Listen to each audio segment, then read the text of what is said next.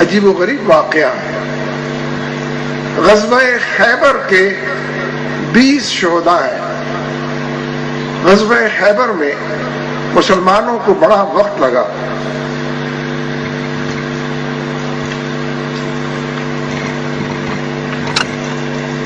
مسلمانوں کو بڑا وقت لگا دشمن کو زیر کرنے میں، فتح اور نصرت کو قربت اس سے پیدا کرنے میں۔ نبی اکرم صلی اللہ علیہ وسلم خیمہ زن تھے۔ ایک شخص چرواہا، اس نے کچھ لوگوں سے پوچھا یہ کیا کاہے کی جنگ ہو رہی ہے؟ مسلمانوں سے قلعہ فتح نہیں ہو رہا تھا، اس کا در اور باب کھل نہیں رہا تھا۔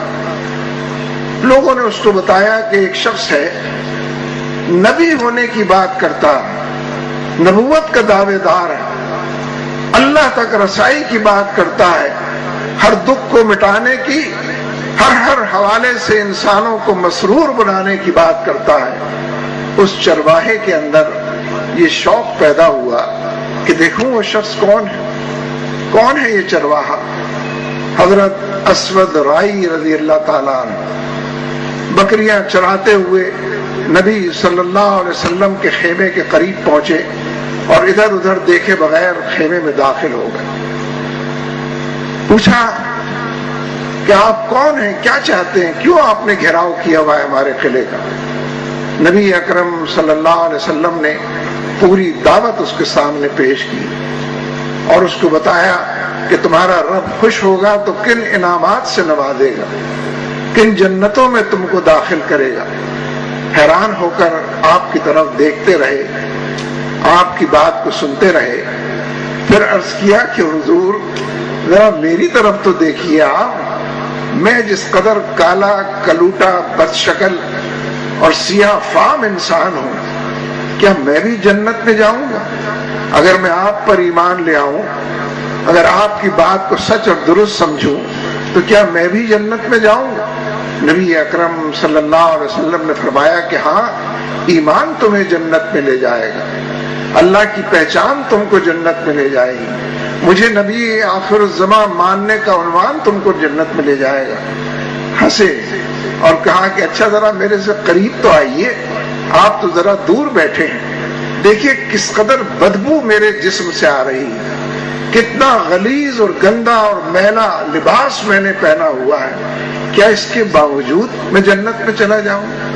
اس قدر بھدا اور سیاہ فام ہونے کے بعد، اس قدر گندا انسان ہوتے ہوئے بھی نبی اکرم صلی اللہ علیہ وسلم نے فرمایا کہ تمہارا ایمان تم کو جنت میں لے جائے گا، اور ایمان کے حوالے سے اللہ سے تعلق جتنا بڑھاؤ گے اتنا ہی جنت کے اندر پاؤ گے۔ تو پھر کچھ دیر سوچا اور پھر ایک سوال کیا اور کہا کہ حضور بات تو مجھے سمجھ میں آئی ہے، لیکن ان بکریوں کا کیا کروں؟ ان بکریوں کو تو میں اجرت پر چراتا ہوں، میری بکریاں تو نہیں، یہ تو میرے پاس امانت، ان کا میں کیا کروں؟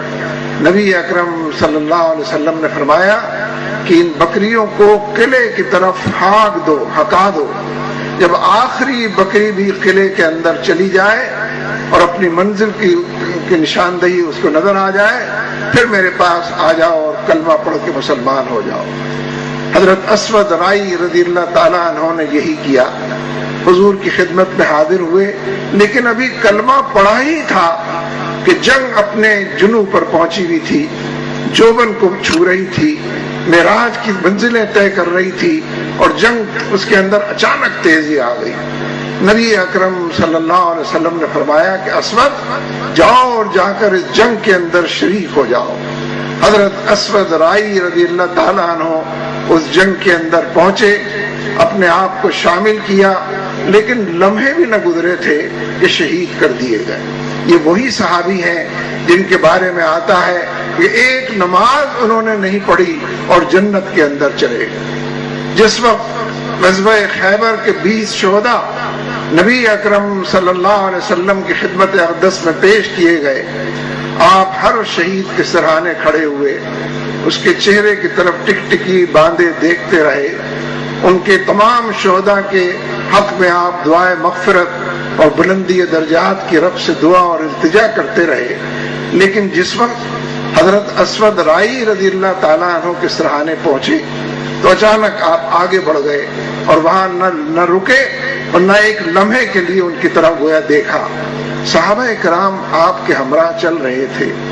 سفر ختم ہوا تو کسی نے پوچھ لیا کہ حضور آپ نے تمام شہداء کے لیے دعا فرمائی، آپ تمام شہداء کے سرہانے کھڑے ہوئے، آپ نے سب کے چہروں کو ٹکٹکی باندھ کر دیکھا، لیکن اسود رائی کے سرہانے نہ آپ کھڑے ہوئے نہ آپ نے اس طریقے کا منظر پیش کیا، ماجرا کیا ہے؟ دیکھیے آپ نے کیا فرمایا۔ آپ نے فرمایا کہ جس وقت میں اسود رائی کے سرہانے پہنچا تو وہ حوروں کے نرغے میں تھے۔ اللہ تبارک و تعالیٰ نے ان کو اس قدر حسین و جمیل بنا دیا تھا کہ نگاہیں ٹک نہیں رہی تھیں، اور ان کے جسم سے خوشبوؤں کی ایسی لپٹیں آ رہی تھیں کہ ٹھہرنا وہاں محال۔ دیکھا آپ نے یہ واقعات کیوں ہیں؟ آخر صحابہ کے حوالے سے، نبی اکرم صلی اللہ علیہ وسلم کی مجلس کے حوالے سے ان واقعات کو ہم کیوں پڑھتے ہیں؟ ان واقعات کو ہم کیوں بیان کرتے ہیں؟ ان سب کے اندر ایک رہنمائی ہے، ان تمام واقعات کے اندر ایک حجت ہے جو تمام ہوتی ہے۔ یہ تمام واقعات اہل ایمان کے اندر شوق پیدا کرتے ہیں، جذبہ جہاد، شوق شہادت پیدا کرتے ہیں، رب کی طرف چلنے اور بڑھنے اور تعلق باللہ کی استواری کے پیمانے متعین کرتے ہیں، اور انسان ان منزلوں کی طرف چلتا اور بڑھتا ہے، اور کشا اور شادہ اور فرحہ